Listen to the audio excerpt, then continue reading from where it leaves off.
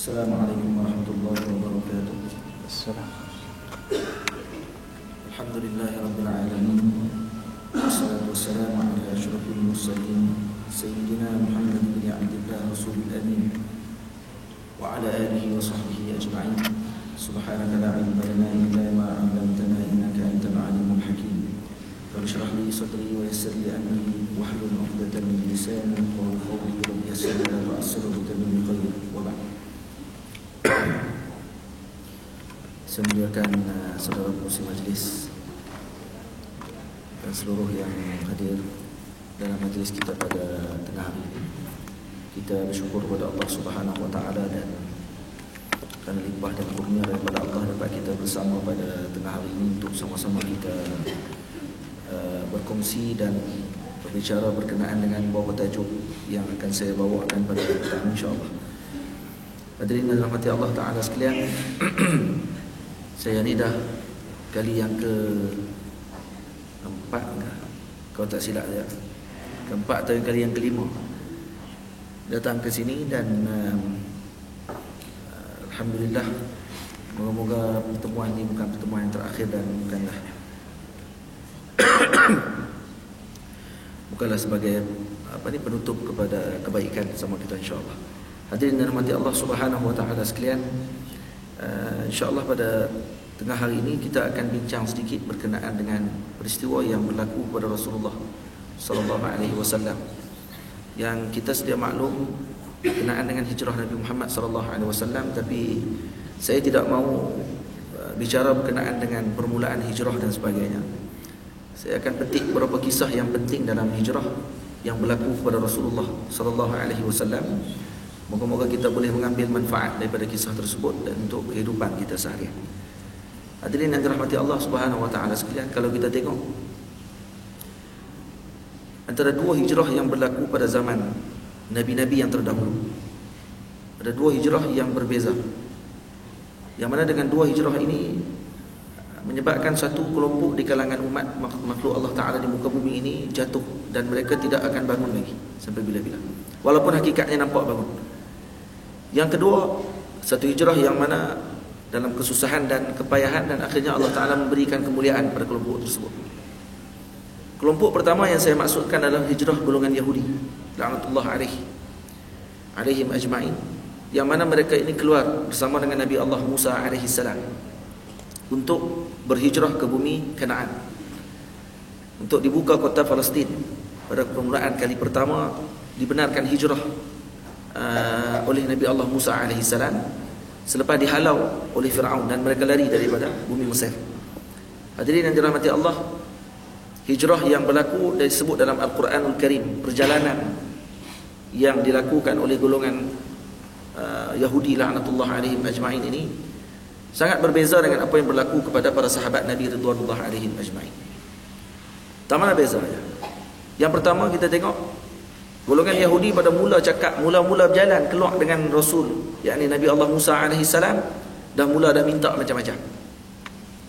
Minta nak lapak, nak ayam, nak nasi, nak lauk yang turun daripada, macam-macam lah dia minta. Akhirnya turun daripada langit terus. Turun makanan, setiap kali makanan tu turun, maka Nabi Musa alaihi salam kata kepada puak Allahumma salli ala sayyidina, puak Yahudi ni kata, jangan kamu simpan makanan kamu. Kata Nabi Musa alaihi salam, daging jangan disimpan, makan habis, kalau tak habis bawa balik tinggal situ, nanti Allah Ta'ala akan angkat semula makanan tersebut. Tapi puak Yahudi ni degil. Sebab tu kata Nabi SAW dalam hadis yang sahih, Nabi sebut antara dua perkara yang berlaku dalam dunia ini. Yang pertama disebabkan daging itu busuk. Yang kedua, kenapa perempuan mengkhianati suaminya. Kata Rasulullah SAW, laula Hawa maqanati al-mar'atu zawjaha. Kalau tidak kerana Sayyidatina Hawa, sudah tentu perempuan tidak akan mengkhianati suaminya. Walaula al-yahud, kalau tidak kerana Yahudi maka sudah tentu tidak akan daging itu akan jadi busuk. Dulu zaman sebelum Nabi Musa alaihi salam, kata ulama, daging tak perlu letak di dalam TA memang tak nak TA pun nama tu. TA singa mana nak cari mana kan. Jadi tak macam mana, mereka tak perlu letak dalam, tak perlu nak keringkan daging tadi, tak perlu nak letakkan dengan garam dan sebagainya. Disebut oleh Nabi SAW dan disebut dalam hadis yang sahih. Dibiarkan begitu pun lalat takkan hurum. Dia takkan busuk berbulan-bulan. Nah, tapi selepas mana Yahudi laknatullah alaihim ni, mereka ni mengingkari perintah Nabi Musa alaihissalam. Nabi Musa kata jangan simpan daging, makan habis, kalau tak habis tinggal. Nah, tak, mereka tak ingat juga. Bukan tak ingat, degil. Ambil juga simpan, buat dalam bekal dalam perjalanan. Akhirnya daging jadi busuk. Daging jadi busuk selepas tu. Jadi kalau kita tengok di rumah kita lepas ni, terlupa nak pasang apa ni, kita punya PTA malam tu, tak pun PTA malam tu habis karen terputus, bangun pagi esok tengok daging busuk. Jadi kata apa? Laknat tu Yahudi ni. Gitulah. Bubur Yahudi tu. Kenapa buh laknat Yahudi ni? Kalau tak kerana Yahudi dah tentu daging tak akan busuk. Nah, kita terpaksa bubuh dalam TA, kita buat macam-macam. Ini yang Nabi katakan dalam hadis. Kerana dua kelompok inilah yang menyebabkan Allahumma salli ala sayyidina Muhammad berlaku perkara sebegitu. Sayyidatina Hawa, ini saya pernah terang sikit. Laulal Hawa ma qanatil mar'atu zawjaha. Kalau tidak kerana Sayyidatina Hawa, sudah tentu perempuan tidak akan mengkhianati suaminya. Maksudnya kalaulah Sayyidatina Hawa tidak menggoda, tidak mengajak Sayyidina Adam untuk makan buah khuldi, dah tentulah orang perempuan yang lain juga tidak akan mengajak suaminya ataupun mengkhianati suaminya daripada menjadi orang yang baik jadi tidak baik. Itu maksudnya. Tapi bukan di sini bermaksud menghina Sayyidatina Hawa, kerana Sayyidatina Hawa seorang dari kalangan makhluk Allah Taala yang mulia. Jadi bukan menghina. Ini maksudnya cerita sebagai perbandingan, permulaan sebab kenapa perempuan dia suka paksa suami dia buat kadang-kadang benda yang tak mampu. Dia kadang-kadang menjadi gitu. Perempuan kalau dia, orang panggil apa, dia mengandung. Kalau mengandung, dia ada satu panggil, dia panggil mengidam. Mau tahu tak mengidam? Mengidam disebut dalam kitab Arab lah. Ada sebut dalam kitab-kitab para ulama bab mengidam ni. Lepas tu sebagian ulama kata kalau mengidam pelik-pelik. Anak ni waktu kita duduk mengandung tu dia mengidam hak benda hak yang jarang dapat tu. Budak ni masalah dalam perut ni. Dia suka menyusah mak ayah dia nanti depan anak nanti. Tapi kalau dia mengidam benda hak biasa-biasa saja, tak payah manalah. Mengidam nak pergi genting Highland, tu bahaya juga tu pun. Dia kalau mengidam contohnya nak makan apa? Rusa putih. Jenuh cari Pak Long tu. Suami yang teruk. Duduk di Kedah, nak makan mengidam makan ke sate kajang. Sate kajang kalau jual di Kedah tak mau, nak di kajang punya, mampu. Jenuh naik bah. Naik kereta ni nak main cari sate kajang. Berlaku sungguh no? Ada suami ni pergi beli sate kajang. Tak, dia nak tipu dulu lah. Bini bangun-bangun malam, abang kata abang lapak sate kajang. Ngandung. Kata cari mana aku Kedah ni sate kajang. Sate macam sate kajang boleh kau no? Tak nak sate kajang kau. Apalah, keluar rumah. Keluar pergi cari. Jumpalah sate tepi jalan tu, tak kajang mana lah. Sate elok start tu lah kan. Ambil sate tu dah lah kecil. Balik-balik rumah, bini kata, ni bukan sate kajang. Tak mau? Tak mau makan dia. Pada sate juga tu pun. Bubuh bila bubuh macam ni. Bubuh nama kan. Sate kajang. Tak itu kan. Boleh kalau kata nak. Tak boleh dah, tak mau. Terpaksa si suami tadi sayang bini kan. Keluarlah. Pergi juga pergi beli sate kajang. Di Kajang Haji Samuri. Tapi dia tak belilah 5 batang. Lalang beli beratus batang terus lah buat kenduri kan. Dia kata takkan makan dia seorang. Balik bawa balik beratus batang. Dia makan berapa batang? Makan sebatang kan. Kurang ajak. Sebatang aja dia makan. Ni lelaki meh pergi ke Lumpur ni. Kurang-kurang makanlah 200 batang. Beranak terus lepas tu. Ni kadang-kadang orang panggil apa? Allahumma salli ala Muhammad, dia minta benda yang tak patut minta kepada suami dia. Benda macam mana ustaz? Mengidam. Mengidam ni dia bukan dia kira. Sabun pun dia nak makan. Kadang-kadang tengok sabun dia rasa sedap macam dengan prosperity burger, kan? Oh gitu pula tengok. Dia tengok Allahumma salli ala Muhammad. Ada orang mengidam nak makan minyak gas. Tahu minyak gas? Lari terpaksa, bukannya minum minyak gas tu buat macam dengan minum minyak cap badak. Tak lah. Dia buat macam mana? Cicah dengan sirih, pinang, cicah sikit. Lepas tu bubuh dalam mulut. Beranak budak. Anak tadi botak kepala ni. Panas. Kepala botak sampai ke tua. Tak tumbuh-tumbuh rambut kat kepala ni. Nah. Macam-macam. Hak yang mengidam nak pegang kepala botak. Sampai suami hak rambutnya handsome terpaksa botakkan kepala. Kerana setiap malam suami isteri tak boleh tidur, melainkan bermain kepala bini lelaki dulu. Main kepala lelaki. Oh, baru boleh tidur. Ada juga macam tu. Macam-macam. Jadi laulal hawa maqadatil mar'atu zawjaha. Jadi janganlah, bukan kita menghina Sayyidatina Hawa. Sayyidatina Hawa tetap kedudukannya tinggi. Cuma Nabi nak bagi tahu kata permulaan yang dilakukan oleh Sayyidatina Hawa tadi menyebabkan berlakunya golongan wanita ni kadang-kadang dia suka mengkhianati suaminya, mengajak suaminya bukan pada benda yang baik. Sebab tu Nabi sebut dalam hadis, setiap nabi dan setiap khalifah lahu bitanatan. Mereka mempunyai dua baju dalam. Bitanah ni maksudnya baju panas mereka yang dikinayahkan kepada isteri maksudnya. Maksud mereka ada dua jenis isteri. Bitanatul khair wa bitanatul syarr. Satu isteri yang bawa kepada kebaikan, satu isteri yang bawa kepada keburukan. Isteri yang bawa kebaikan ni sangat beruntung orang yang punya isteri yang sebegini. Ini berlaku pada sahabat Nabi radhiyallahu alaihim ajma'in. Sayyidina Kulsum ibn Hidmin. Sayyidina Kulsum ni orangnya tidak ada pembantu. Tapi kebun kurmanya luas. Kambing pun banyak dibelah. Beribu ekor kambing dibelah. Orang kaya. Antara rumah pertama yang Nabi singgah ketika hijrah adalah di rumah Sayyidina Kulsum ibn Hidmin. Berdekatan dengan Masjid Quba. Kalau kita pergi Masjid Quba, di depan Masjid Quba, dekat dengan Kaabah, dekat dengan kiblat tu, di situ dah rumah Sayyidina Kulsum ibn Hidmin. Tapi telah dibuang oleh kerajaan Arab Saudi. Tidak, di situlah rumah beliau. Hadirin mati Allah Taala sekalian. Sayyidina Kulsum ni satu hari Nabi datang bersama dengan Sayyidina Abu Bakar, Sayyidina Umar. Dan kemudian Nabi lapak pada hari tersebut, diringkahkan cerita, kerana dijamu makan oleh Sayyidina Kulsum. Sayyidina Kulsum bagi jamu kurma pula dia tetak habis standar tu. Dia tetak standar tu buat main. Sekali dengan hak tak masak pun ada, yang masak pun ada, hak yang ranum pun ada, rutak pun ada, bus pun ada. Bus ni warna kuning, lepas tu atas dia tu warna koko, lepas tu ada kuning sikit atas. Itu bus, ataupun warna kuning ataupun warna merah. Dia kelak-kelak sikit. Kalau rutak, tu hak yang macam Yusuf Tayyub tu. Yusuf Tayyub tadi sebut kuat. Dia kena slow. Yusuf Tayyub. Kan? Macam dalam iklan radio. Baik. Jadi, bila mana dibagi makan kepada Nabi, Nabi kata, kenapa tak ambil rutak saja? Kenapa yang pergi tetap habis satu tandan? Betulnya kalau ambil rutak, boleh makan rutak saja. Yang lain tu boleh simpan lagi untuk dimasak. Nanti kalau masak, boleh jual. Dia kata, tak ya Rasulullah. Aku nak kamu sendiri yang pilih ya Rasulullah. Nampak adab? Ini. Adab dengan Nabi Muhammad SAW.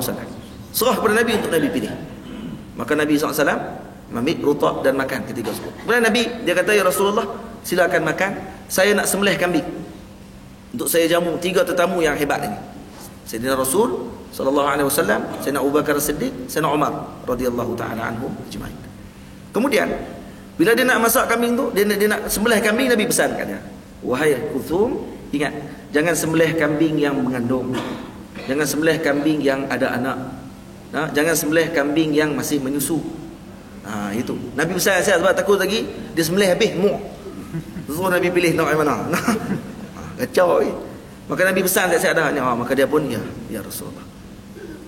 Maka dia pun sembelih kambing yang paling enak untuk dimakan oleh Nabi SAW. Dan Nabi paling suka makan daging kambing bahagian depan, kaki depan, dan juga bahagian belakang kambing. Bahagian belakang kambing ni dekat bahagian tu, orang panggil apa? Harimau menangis. Nak makan lagi harimau menangis. Harimau menangis tu yang mahal tu. Harimau pun menangis, tak boleh nak makan. Sebab tu panggil harimau menangis. Harimau menangis ni di bawah punggung. Dekat punggung dia bawah. Harimau dia kalau nak makan tak boleh. Badan tak ada chopstick apa, chopstick dah. Ya, pisau pun tak ada nak ni. Dia kerja jilat ya. Jadi tak boleh nak makan, menangis dia. Kerana hak tu yang paling sedap kali. Daging harimau menangis ni kalau kata buat dah puasa kali. Cerita pula bab ni kan. Dia teliak lagi rasa nak buka puasa mentang-mentang sunat kan. Puasa sunat je ustaz oi. Jadi apa ni, dijamu kepada Nabi SAW bahagian yang paling sedap dan paling disukai oleh Rasulullah. Ini zahr lahad, daging bahagian belakang dan kemudian bahagian kaki depan. Bila jamu kepada Nabi SAW, maka habis Nabi makan, Nabi kata kepada Sayyidina Kulsum, "Wahai Kulsum, kamu ada pembantu tak? Kamu ada kebun yang besar, kamu ada kambing yang banyak, takkan tak ada pembantu?" Dia kata, "Tak ada ya Rasulullah, saya seorang je buat kerja semua." Kalau begitu Nabi kata, kalau berlaku perang nanti, sila datang bertemu dengan kami. Kami akan balas kembali apa yang kamu lakukan kepada kami. Kami akan bagi hamba kepada kamu untuk membantu apa yang kamu lakukan setiap hari. Bila berlaku peperangan, tak lama kemudian Sayyidina Kulsum nak tuntut janji tersebut, pergi jumpa dengan Nabi SAW. Maka ada dua orang, ketika sebut ada dua orang hamba yang ditawan dalam peperangan tersebut. Maka Nabi kata, "Ya Kulsum, pilih yang mana kamu nak." Maka Nabi kata Sayyidina Kulsum, "Ya Rasulullah, bahkan kamu yang pilih ya Rasulullah. Saya tidak akan pilih, kamu yang akan pilih." Maka Nabi kata, "Al-mustasyaru mu'taman." Orang yang diminta pandangan, dia ini perlu beramanah dalam meminta pandangan, sebenarnya memberikan pandangan. Jadi bila dah mustasyar mu'taman, maka dia pun bagi Nabi SAW pun kata, "Pilih yang lelaki ini, karena aku melihat dia solat." Dia kata Nabi SAW. Hadis dalam Syama'il Muhammadiyah, Nabi kata yang hamba ni pun pilih yang solat.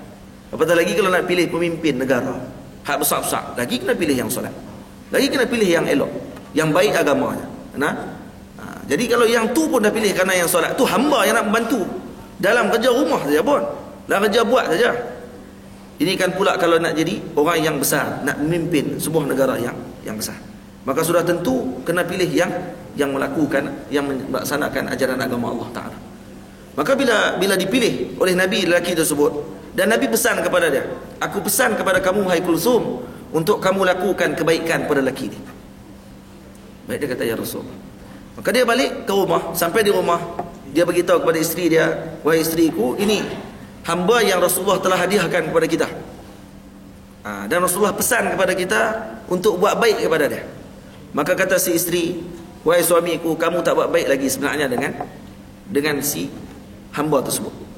Dia kata, "Aku tak pukul dia pun, aku tak buat apa pun, ni baru buat balik ni." Dia kata, "Tak, maksud yang dikatakan buat baik tadi adalah dengan membebaskan dia, itu baru buat baik. Kalau sekat kamu jadikan dia hamba lagi, tak baik lagi, kamu kena bebaskan dia, baru betul buat baik." Maka kata Sayyidina Kulsum, "Aku bebaskan dia sekarang." Itu dia. Maka Nabi sangat kagum dengan apa yang berlaku di antara suami isteri ni. Maka Nabi pun sebut dalam hadis, Nabi kata, setiap Nabi dan setiap khalifah lahuma bitanatan, mereka mempunyai dua baju panas, iaitu dua isteri, jenis isteri. Satu isteri yang mengajak kepada kebaikan, satu isteri yang mengajak kepada keburukan. Nampak? Sebab tu kita ni kena pilih. Ni kakak-kakak yang di atas, ada kakak di bawah, tak ada anak. Kakek mungkin ada kan, kakek. Saya baru balik pada Indonesia ni, baru saat ni sampai daripada Surabaya. Letih tak habis lagi 5 hari menjejak perjuangan Wali Songo. Pergi tengok di sana tempat-tempat sejarah Wali Songo dan sebagainya. Hebat nama Wali Songo ni, Masya Allah, tabarakallah. Kalau tengok balik Wali Songo, orang duk faham Wali Songo ni boleh buat keluar sakti kan? Cucuk tongkat dekat tanah, keluar air, lepas tu boleh berjalan atas air, terbang. Hak tu dia faham itu. Lawan dengan Mak Lampir kan? Padahal Wali Songo ni satu institusi yang besar sebenarnya. Kalau kita tengok balik, saya tengok Wali Songo ni institusi yang sangat besar. Dia macam satu pertubuhan ulama. Yang 9 orang wali tersebut, bukan 9 orang tu saja, ada 17 orang. Ramai. Mati seorang wali akan diganti wali yang seorang lagi. Cuma diletak dengan nama wali. Kalau zaman Allah ni dengan pertubuhan ulama lah, yang dibawa dakwah mereka ni, Masya Allah, tabarakallah. Saya kata tak ada zaman sekarang di kalangan Nusantara ini yang boleh untuk lakukan dakwah seperti mereka. Semua benda dia buat. Dari segi pertukangan, kalau tengok wali-wali ni hebat dalam pertukangan. Kalau pergi ke Masjid Agung Demak, Masjid Agung Demak tu ada 4 tiang di tengah-tengah Masjid Agung Demak tu. 4 tiang tersebut dibuat oleh 4 orang wali. Ada 4 orang wali buat. Sunan Kalijaga, Sunan Bonang, Sunan Ampel. Hak tu nama gelaran lah. Nama bahasa Arab dia semua nama bahasa Arab. Bukannya keluar-keluar namanya Bonang bin apa. Tak. Nama Syarif Hidayatullah. Nama Muhammad Said. Semua nama-nama yang dalam bahasa Arab. Cuma digelar oleh bangsa Jawa. dengan bahasa tersebut. Dan pembinaannya masya-Allah tabarakallah dengan bentuk orang panggil bumbung masjidnya. Bumbung masjid di Jawa ni selalunya masjid kalau kita tengok dia ada 3 lapis. 3 lapis atap. Atap pertama yang paling besar mendasar, kemudian yang kedua, yang ketiga yang paling tinggi. Sebenarnya dibuat itu pun ada sebab. Sebab dia apa? Sebab yang paling mendasar sekali itu adalah akidah. Ini adalah akidah, iman. Yang kedua adalah al-Islam. Yang ketiga adalah al-ihsan. Kemudian akan bertemu dengan Allah Ta'ala. Soalah tu bangunan. Sebab tu dalam Islam, hadirin mati Allah, guru saya sebut Syekh Ahmad Mamduh, mufti ahli majlis fatwa Mesir. Beliau menyebut, kata dalam Islam ni dia semua ada falsafah. Hatta kalau orang yang bahagian pembinaan, dia juga perlu ada falsafah dalam pembinaannya. Kenapa dia bina dalam bentuk macam ni? Kalau tanya balik dia akan terang kenapa dia buat bentuk ni. Hospital kenapa bentuk macam ni? Kenapa tak bentuk macam buat pusing-pusing kan? Cari pening doktor kan? Nak cari bilik. Dia buat ada bilik dia dan sebagainya. Masjid, kenapa buat masjid dalam bentuk yang sebegitu? Ada falsafah dia. Atau kalau disebut kata Sunan Bonang antara orang yang pertama yang membuat ketupat. Sanad ketupat kita ni daripada Sunan Bonang. Cuma tak cari sanad. Cari sanad balik, sanad ketupat ambil daripada siapa? Tanya tok kita, tok ambil mana sanad ketupat ni? Kalau tok abang tok ambil dengan tok kepada tok, tanya balik ambil dia balutan dia sama. Seni balut tu. Punya susah nak balut, cuba try balut dengan sekali. Kan jadi ketupat. Masuk nasi 2 biji boleh. Kecil tu Tapi tengok orang tua-tua kita balut dengan lembut dia urut apa semua sekali, tengok masya-Allah tabarakallah jadi ketupat. Ketupat ni pun ada makna dia. Kata Sunan Bonang, disebut oleh ulama-ulama di sana. Ketupat ni gambaran kepada manusia. Sebab tu ketupat dijamu hari raya. Kenapa buat hari raya dijamu ketupat? Awak tiap-tiap malam bulan Ramadan tu tak hantam ketupat tiap-tiap malam. Tak main tarawih tak mengantuk. Tak, kita buat ketupat hari raya. Memang orang tua-tua ni kalau raya mesti ketupat. Kenapa buat itu? Dia jadi macam kena buat ketupat. Kita kata, lah, jamu es krim lah. Mudah kan? Tak payah nak pergi cari dengan macam-macam daun-daun apa semua tu. Rupanya ada sebab. Dikatakan bila dibalut ketupat tadi dengan benda yang baik. Maksudnya ketupat ni adalah gambaran sebagai Muslim. Dengan 3 bentuk 3 kan? Dengan 3 bucu. Iman, Islam dan ihsan. 3 bucu tersebut. Kemudian bila mana dibalut dengan balutan yang baik pada bulan Ramadan. Dengan balutan yang susah kan nak balut. Susah nak balut tadi ni, maksudnya dengan mujahadah yang tinggi. Maka bila dikerak orang panggil ketupat tersebut, keluar isinya berwarna putih. Maksudnya seolah-olah habis Ramadan, kamu keluar daripada Ramadan sebagai orang yang suci daripada dosa. Sampai ketupat pun ada falsafah juga. Kita hentam makan ni ada. Tapi cuba kita fikir falsafah macam ulama fikir ni. Makan ketupat pun ada falsafah dia. Falsafah ketupat. Rupanya ketupat ni pun ada falsafah untuk pembersihan jiwa. Seolah-olah hati kita ni dibalut dengan sangat susah. Kemudian bila dibelah, bila mana mujahadah yang tinggi tadi akan mengeluarkan isinya yang putih dan sangat sedap. Itu. Dia hebat. Belacan dia buat. Sunan Bonang ada belacan dia. Macam-macam. Dengan pertaniannya Sunan Muria, dengan pertanian dia. Kata hebatnya daripada sampai ke pemerintahan pun mereka masuk, sampai ke masyarakat marhin di bawah pun mereka masuk. Yang ni yang payah ulama zaman sekarang nak buat. Ulama zaman sekarang eksklusif kan? Kalau kata tidak dilayan di tempat tersebut, maka akan marah dan sebagainya. Ya memang ilmu itu perlu dihormati, perlu dinilai dan perlu kita agungkan. Tapi kalau nilai dengan perjuangan para ulama terdahulu yang datang kepada masyarakat yang tak erti apa tu. Yang ni lagi susah Lepas tu kalau tengok balik saya tengok bahasa Jawa pun nampak sedap. Lembut bahasa Jawa ni. Orang Indonesia ni bahasa dia lembut, katakan. Lembut bahasa dia. Biasanya orang Melayu. Orang Malaysia ni kasar. Tambah orang Kedah kan. Hari kasar. Dan kalau kata orang Malaysia ni dia ada lain sikit dia punya act dia tadi. Semua saya sebut. Beza tengok kalau kata ke Indonesia, tengok orang Indonesia di tanah Jawa Timur, Jawa Barat. Allah, beza tengok. Walaupun mereka punya suasana mereka yang memang jauh beza dengan kita. Prasarananya memang tak ada lah macam kita. Cuma adab dia, akhlak dia dengan para wali Allah Ta'ala, dengan para ulama ni, Masya Allah, tabarakallah. tidak boleh dibandingkan. Tinggi. Nah, sebab tu lah wali-wali Songo tu mungkin kot singgah ke sana kot, kalau mai ke Malaysia kata dia kena tendang apa. Nah, orang Malaysia ni pakai kapiak habis. Nah, alhamdulillah lah, mari ke jalan lain dulu, kemudian mari ke tempat kita dengan ulama-ulama daripada Yaman dan sebagainya. Akhirnya alhamdulillah. Nah, Allah Taala bagi nikmat kepada kita dengan Islam. Semua tu ada sebab, nah, dengan sebab. Nah, bukan saya kata secara umum, tidak begitu. Tak pergi marah pula. Ada orang ni kadang-kadang dia dengar sikit pun dia nak marah lah. Ada pula kata macam tu kat orang Malaysia. Kita ni satu Malaysia. Nah, Malaysia. Nah, bawa dengan apa ni, Allahumma salli ala sayyidina Muhammad, dengan cara yang kau tengok balik dengan nilai yang baik yang kita boleh ambil daripada masyarakat tersebut, kita ambil. Jadi mati Allah Taala sekarang ambil, tadi tak mau cerita yang tu, cerita benda apa tadi tu? Cerita pasal bini tu, isteri-isteri, nah, kakak-kakak di atas kembali. Nah, moga kita jadi isteri yang mana boleh untuk menyebabkan suami kita ni jadi orang yang tidak pening dengan kita. Saya pernah ceritakan sebelum ni. Tak tahu, tak ingat ke tak saya cerita di sini atau cerita di tempat lain.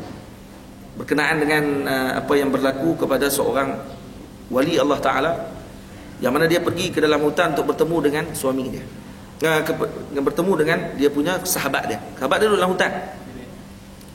Pergi ke rumah sahabat tadi, tengah-tengah hutan tersebut, dia bagi salam, Assalamualaikum. Yang jawab seorang perempuan, isteri kepada sahabat dia tadi.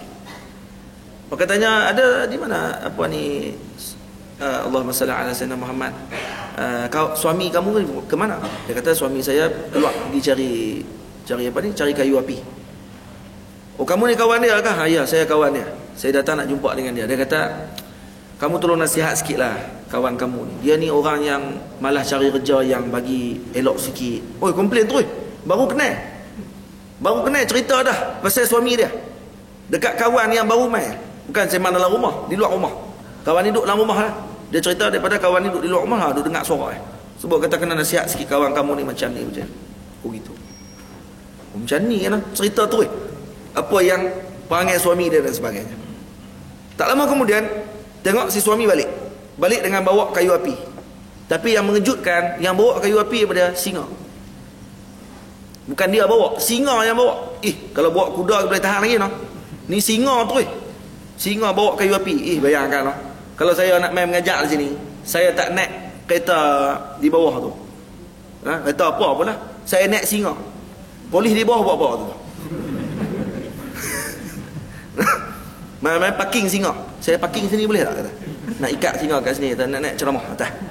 Cari mampu, polis kata, cik minta maaf dia. Kalau dia cek dulu lah, betul tak betul Pak Long ni. Satu kakak datang kekaguman daripada orang, kata dengan datang singa ni hebat ni. Kita orang nak naik kancil ya, kan? Kancil, rusa kan? Mana ada Pro 2 singa? Ni naik singa tu. Dia tak naik singa lah, dia jalan tepi singa, singa bawa kayu api. Banyak kayu api. Akhirnya dia bawa turun kayu api. Kemudian dia bisik kat telinga singa tersebut, dia tepuk kepala singa. Singa tu pun patah balik, masuk dalam hutan. Hebat. Wali ni tengok, masya-Allah, hebat semua. Kemudian sembang lama, balik. Tahun kemudian selepas tu, si sahabat wali ini terus datang semula ke tempat tersebut. Datang kali kedua bagi salam. Kebetulan suami pun tak ada di rumah waktu itu. Assalamualaikum. Waalaikumsalam. Suara lain pula. Tanya suami ada?